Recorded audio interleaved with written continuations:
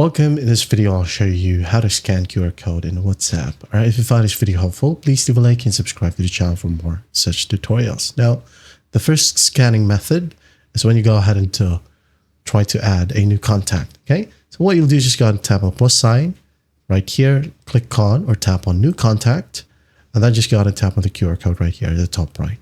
Okay, now in here you can go ahead and use your camera or upload a specific QR code that was sent to you.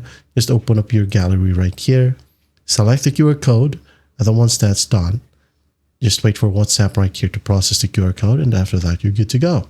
Now another option to scan a QR code is that if you wanted to log into a different device, okay, or you might want to log into a computer, okay, just go ahead and tap on the three dots right here that says more options, and then tap on link devices.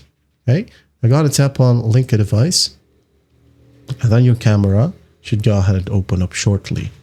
Okay, so it says here, open up the web.whatsapp.com. That's a desktop app or other devices. So just go ahead and face the camera right onto the QR code, and after that, let WhatsApp right here do the work for you.